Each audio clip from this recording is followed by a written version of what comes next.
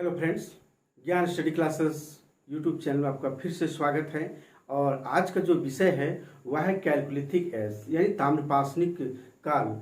यानी ताम्रपाषाणिक काल से संबंधित जो है प्रश्न जो है प्रतियोगिता परीक्षाओं से प्रश्न पूछे जाते हैं और या विभिन्न कुछ क्वेश्चन जो है इन क्षेत्र से जो पूछे जाते हैं। यानी ताम्रपाषाणिक संस्कृति से आप क्या समझते हैं या उनकी विशेषताओं का वर्णन करें। ये हमारे प्रश्न पूछे जाते हैं प्रतियोगिता परीक्षाओं में जो है मेंस में भी पूछे जाते हैं। और कुछ विषयों से संबंधित देखते हैं, इसके बहुत बेहतरीन नोट्स भी जो है कॉलेजों में जो इसको पूछे जाते हैं। तो इन क्षेत्र से जो है प्रश्न पूछे जाते हैं। तो आज हम लोग देखते हैं कि ताम्रपाषाणिक संस्कृति क्या है। यानी ताम्रपाषाणिक संस्कृति उस संस्कृति से है जिसमें पत्थर के साथ साथ तांबे के उपकरणों का प्रयोग किया जाता था पहले। तो तांबा पहली धातु है जिसका मानव द्वारा जो है सर्वप्रथम प्रयोग किया गया। और तकनीकी दृष्टि से अगर देखा जाए तो ताम्रपाषाणिक अवस्था हड़प्पा की जो है कांस्ययुगीन जो संस्कृति से पहले की है। लेकिन काल कर्मानुसार अगर देखा जाए तो भारत में हड़प्पा की कांस्य संस्कृति पहले आती है और अधिकांशतः जितने भी ताम्रपाषाणिक संस्कृति है वो बाद में आती है। तो सबसे पहले हम लोग देखते हैं कि जो है ये ताम्रपाषाणिक संस्कृति उस संस्कृति से जिसमें पत्थरों के साथ साथ तांबे का उपकरणों का प्रयोग किया जाता था। तो हम लोग देखते हैं कि ये पाषाण काल और ये पाषाण काल, उसके बाद आया तांबा, उसका कांसा, उसका लोहा, यानी पाषाण और तांबा के साथ साथ प्रयोग किया गया। तो इस समय ये प्राक हड़प्पा था। कांसा का कांस्ययुगीन सभ्यता थी तो हड़प्पा का काल था। हड़प्पा काल के बाद जो है लोहा का प्रयोग हुआ यानी हड़प्पोत्तर काल। तो इस तरह से देखते हैं कि जो ताम्रपाषाणिक जो संस्कृति थी वो भारत के विभिन्न क्षेत्रों में जो है ये ताम्रपाषाणिक संस्कृति पनप रही थी। और संस्कृति में क्या क्या कौन कौन से स्थल हैं, प्रश्न पूछे जाते हैं कि ताम्रपाषाणिक स्थलों एवं संस्कृति या उनकी विशेषताओं का वर्णन करें। तो आप जो है सिलसिलेवार तरीके से जो आप लिख लेंगे और पहले समझ लें कि एक सबसे पहले कहाँ कहाँ था। तो सबसे पहले देखते हैं कि जो है बहुत ही प्रसिद्ध फेमस है आहार संस्कृति जो है। उसके बाद जो हमारा मालवा संस्कृति है, जोरवे संस्कृति है, कैथा संस्कृति है। तो ये सब कुछ संस्कृतियां हैं जो बहुत ही प्रसिद्ध है, जो इन क्षेत्रों से प्रश्न पूछे जाते हैं। तो आइए हम लोग देखते हैं कि प्रश्न की क्या क्या था। तो दक्षिण पूर्व जो है राजस्थान, सबसे पहले देखते हैं कि दक्षिण पूर्व राजस्थान जो है वह BC 2400 से लेकर 1400 BC तक का जो है माना गया है। क्योंकि इससे जो प्रतीत होता है कि ये ताम्रपाषाणिक संस्कृति जो दक्षिण पूर्व राजस्थान में जितने भी संस्कृतियां पनपी वह लगभग कितने यानी 2400 से लेकर 1400 BC तक जो है ये हमारा संस्कृतियां थी। तो सबसे पहले देखते हैं ये कि हमारा जो है आहार संस्कृतियां ये हमारा उदयपुर जिला में है। ऐसी खोज 1953-54 ईस्वी में हुई थी। और ये एक और है आहार संस्कृति के अंतर्गत ही है, वो भी है गिलुंड जो है ये चित्तौड़गढ़ जिला में है। 1959 से लेकर 60 तक इसका भी खोज किया गया था। और एक बालाथल है जो उदयपुर जिला में ही स्थित है, जहां आहार संस्कृति के बगल में ही। तो ये 1994 और 98 ईस्वी में जो है के बीच में इसका उत्खनन किया गया था। और सभी कहाँ पर है, सभी जो है बनास घाटी में है। बनास घाटी कहा जाता है ये आहार संस्कृतियां। गिलुंड और बालाथल भी जो संस्कृति है, जो वो भी स्थल है, वो भी स्थित बनास घाटी में स्थित है, ये दक्षिण पूर्व राजस्थान का। तो आइए हम लोग देखते हैं कि जो आहार संस्कृतियां हैं उसमें से क्या क्या थी। तो सबसे पहले जो मृदभांड पर जो बनाते थे, यानी आहार संस्कृतियां जो यहाँ के लोग जो है मृदभांड जो है चाक पर बनाते थे। जो मुख्य भांड जो थे, यानी जो मुख्य भाग जो भांड हुआ करती थी वह काले और लाल रंग के होते थे। काले और लाल रंग के होते थे और ज्यामितीय आकार के होते थे। कैसे? ज्यामितीय आकार के होते थे और ज्यामितीय आकार बनाई जाती थी। सफेद डिजाइनों से सजे होते थे और सफेद डिजाइनों से होते थे। और मृदभांडों पर हमेशा क्या था, गर्दन के ही पास ही करते थे। यानी जो मृदभांड हुआ करते थे वह चित्रण जो है कैसा था, वह हमेशा गर्दन के पास ही किया करते थे। यानी जैसे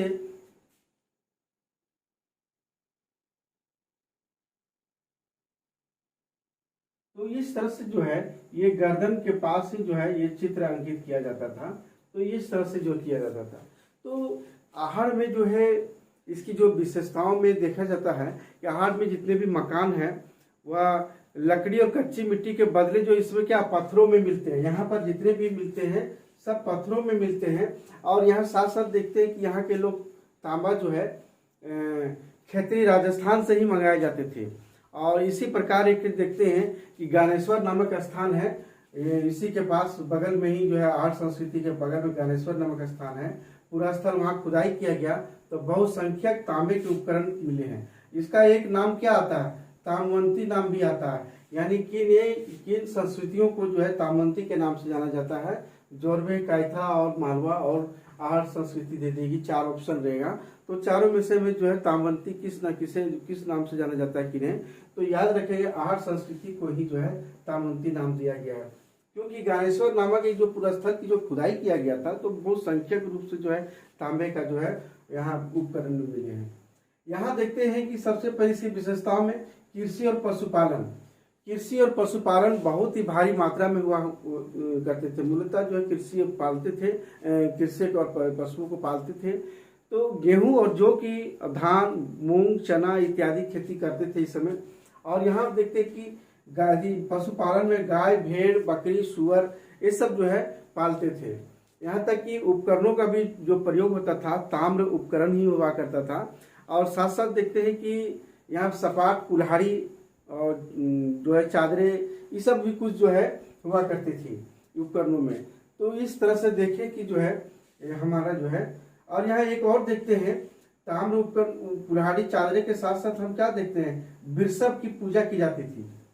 वृषभ, यहाँ एक लिंग पूजा का प्रचलन था। कहा यहाँ देखा गया खुदाई में कि लिंग पूजा का प्रचलन था और वृषभ की जो है पूजा की जाती थी। तो इस तरह से देखते हैं कि अगला जो है गिलुंड, कि गिलुंड जो स्थल से जब खुदाई किया गया तो यहाँ एक महत्वपूर्ण मिला क्या, ये स्तंभ गर्त यानी पोस्ट होल, यहाँ पर जो है प्रमाण मिले। ये प्रश्न बार बार पूछे गए हैं, ये कमीशन में पूछते हैं इससे कोई प्रश्न कि स्तंभ गर्त जो है किन क्षेत्रों से मिले हैं, तो ये हमारा गिलुंड क्षेत्र से ही मिला है।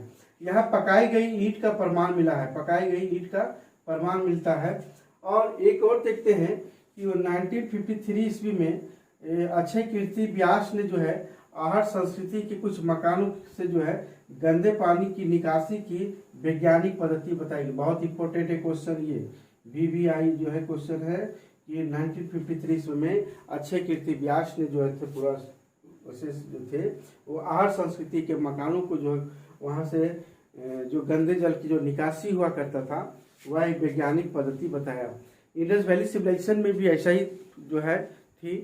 तो इस तरह से देखें जो है हम आज आहट संस्कृति के बारे में। अब हम देखते हैं कि मालवा संस्कृति। मालवा संस्कृति यानी जो है ये MP का क्षेत्र जो है पड़ता है। लगभग जो है BC 1700 से लेकर 1200 ईसा पूर्व तक जो है ये माना गया है। और ये था लगभग 1000 स्थलों का उत्खनन किया गया यहाँ पर। कितने? 1000 उत्खनन स्थल है यहाँ पर, ये हमारा मालवा संस्कृति में। तो मालवा संस्कृति में मुख्य बिंदु पर हम चर्चा करते हैं जहाँ प्रश्न जिस तरह से पूछे जाते हैं। क्योंकि यहाँ पर हम देखते हैं कि हल्के गुलाबी एवं लाल मृदभांड परंपरा था। वहाँ पर हल्के गुलाबी और लाल मृदभांड का परंपरा था जिस पर काले रंग के डिजाइन बने हुए हैं। मालवा संस्कृति अपने मृदभांडों के लिए उत्कृष्टता के लिए प्रसिद्ध है। देखिए बहुत ही क्वेश्चन है, मालवा जो संस्कृति है वह मृदभांडों के लिए बहुत प्रसिद्ध है। याद रखेंगे मृदभांडों के लिए बहुत ही उत्कृष्टता के लिए प्रसिद्ध है। वहाँ बहुत उत्कृष्ट प्रकार का जो है यहाँ पर मृदभांड बनते थे। इसके देखते हैं कि एक विशाल संचय पात्र पर जो है एक मातृदेवी की जो है एक आकृति अंकित किया गया है। जो संचय पात्र जो है उस पर बनाया गया है, उसकी दाहिनी और एक स्त्री है और बाईं और एक मगरमच्छ है की आकृति अंकित है। पहले क्या है, दाहिनी और एक स्त्री और बाईं और एक जो है मगरमच्छ की आकृति अंकित है। और उसके कुछ पास में ही जो है पूजा स्थल है। क्या है? पूजा स्थल है। और इस तरह से जो है चित्रित किया गया। पूजा स्थल क्या किया गया है? चित्रित किया गया है, यानी चित्रित किया गया है। तो ये देखते हैं प्रश्न जो है ये बहुत ही कॉन्सेप्चुअल क्वेश्चन है जो पूछे जाते हैं या इसके बारे में बताए जाएंगे कि एक विशाल संचय पात्र मिला, किसकी आकृति अंकित है, और या तो दाहिनी ओर एक स्त्री, बाईं ओर एक मगरमच्छ की आकृति अंकित है, तो ये किससे प्रतीत होती है? माता देवी की। तो ये प्रश्न पूछे जा सकते हैं। मालवा और जोरवे संस्कृति में के लोग जो वस्त्रों की कताई बुनाई भी करते थे, और वे अपने मृतकों को अस्थि कलश में रखकर घरों के भीतर गाड़ते थे और उनकी दैनिक वस्तु को जो प्रयोग करते थे उसको रखते थे।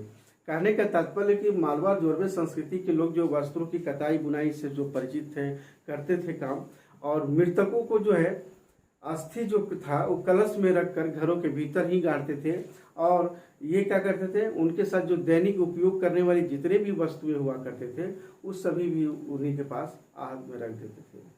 तो इस तरह से जो है लोगों का मानना था। तो ये हमारा मालवा संस्कृति का था। देखते हैं कैथा संस्कृति जो उज्जैन में पड़ता है। वीएस वाकनकर ने 1964 ईस्वी में इसकी खोज किया था।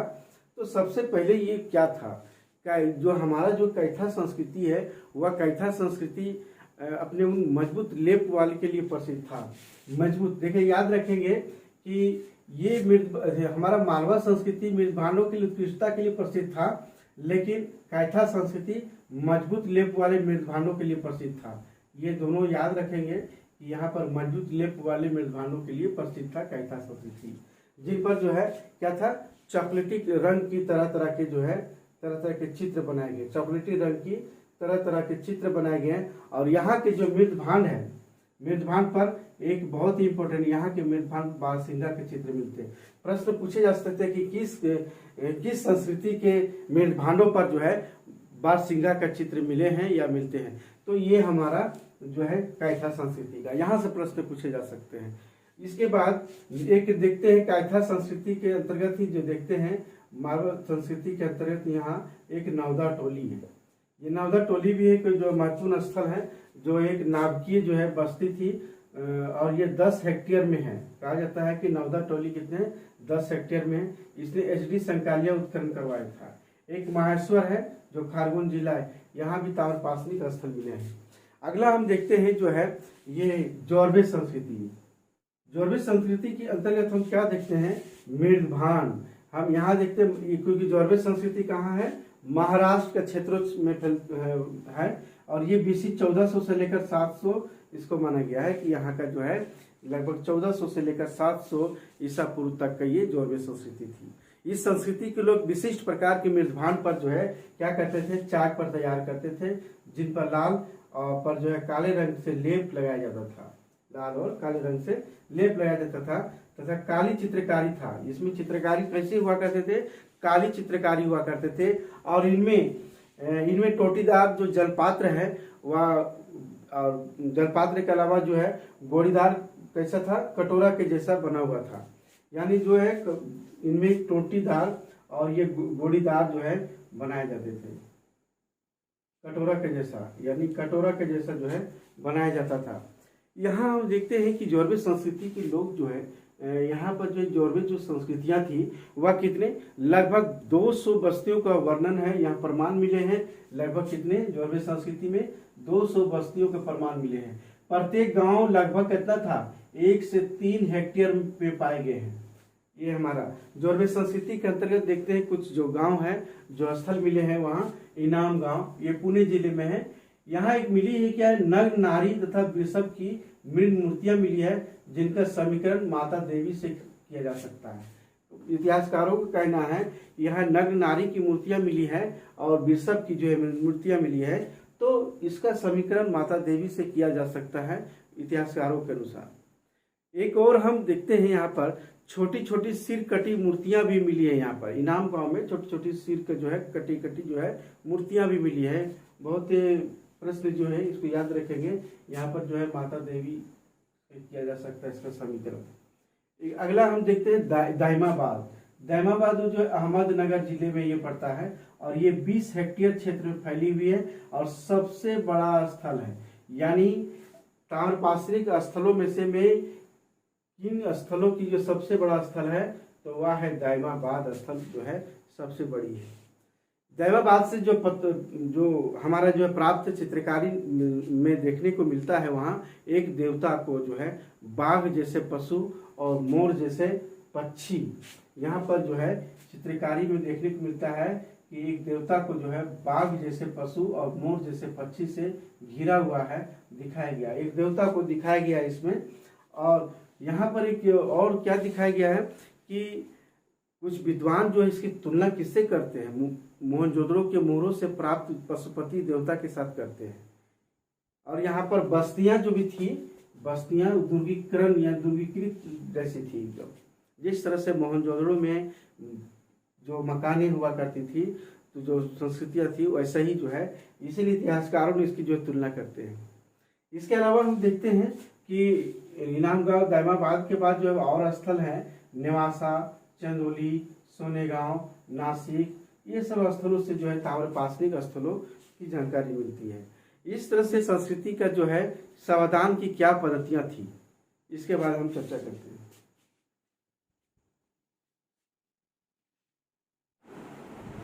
सावधान की पद्धतियां क्या थी कि सबसे पहले इन संस्कृतियों में जो है सावधान की जो पद्धतियां थी वह था, देखते हैं मालवा और जोरबे। मालवा जोरबे संस्कृति में सावधानों के साथ साथ बर्तन और अंत्येष्टि की जितने भी वस्तुएं पाई गई है, यानी जिससे पता चलता है कि वे लोग मरणोपरांत या मरने के बाद जो है जीवन में भी विश्वास करते थे। तो इसीलिए जो है आज भी कुछ क्षेत्रों में देखा जाता है कि जो मृतक जो होते हैं, जो जलाते हैं या गाड़ते हैं, आज भी देखते हैं कि उनके जितने भी दैनिक कार्य करने में जितने भी उपयोग करने वाली वस्तुएं हैं वो भी वहीं पर छोड़ देते हैं। तो जितने भी थे, यानी इस समय भी जो है जीवन में भी विश्वास किया करते थे।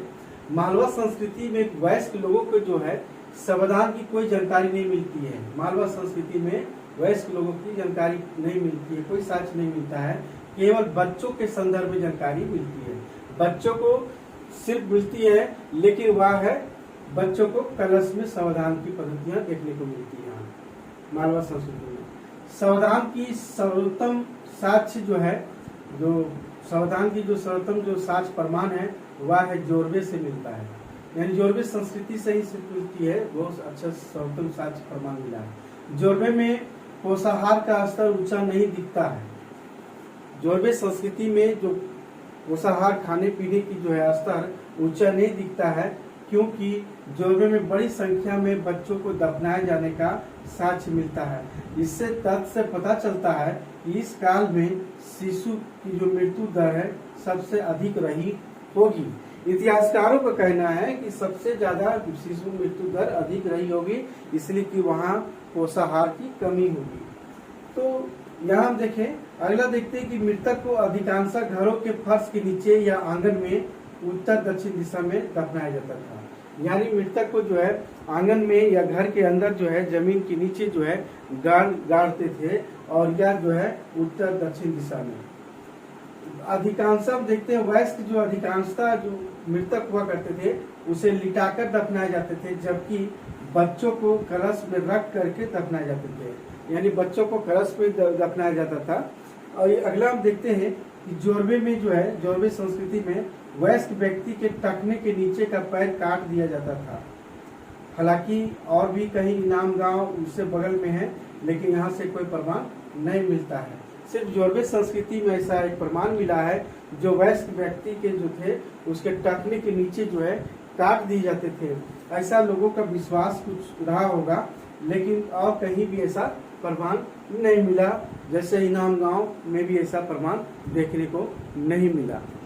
इस तरह से देखते हैं, ये हमारा सावधान की पद्धति थी। और अगला हम देखते हैं ताम्रपाषाणिक काल में जो है अपने जीवन निर्वाह के लिए सबसे पहले कृषि और पशुपालन पर ही निर्भर थे। साथ ही साथ जो है शिकार करते थे, मछली पकड़ने का ये सब भी व्यवसाय भी किया करते थे। यानी जो है ताम्रपाषाणिक काल में जीवन निर्वाह के लिए कृषि और पशुपालन पर निर्भर थे, शिकार और मछली पकड़ने का व्यवसाय किया करते थे। कृषि में जो है खरीफ और रबी फसल दोनों फसलों को उपजाए जाते थे। खरीफ फसल और रबी फसल दोनों को जो है इसका जो है फसल उपजाते थे। यहाँ हम देखते हैं कि जो है गेहूं और जौ ये दोनों का प्रमाण मिले हैं। यानी गेहूं और जौ की जो खेती का प्रमाण है वह मालवा क्षेत्र से मिला है। कहाँ? मालवा क्षेत्र से। चावल की खेती का प्रमाण जो है इनाम गांव और आहड़ से क्षेत्र से मिले हैं। चावल का खेती का प्रमाण कहाँ कहाँ, इनाम गांव से भी मिले हैं और हमारा आहड़ क्षेत्र से भी मिले हैं। यहाँ हम देखते हैं कि इनाम गांव से जो है सिंचाई के लिए, इनाम गांव से सिंचाई के लिए प्रमाण मिलता है और यहाँ एक विशाल बांध बनवाया गया था, ऐसा प्रतीत होता है। वहाँ एक विशाल बांध बनवाया गया था। इन स्थलों की खुदाई से जो है पशुओं की हड्डियां भी मिली हैं जिन पर अस्त्रों के निशान हैं।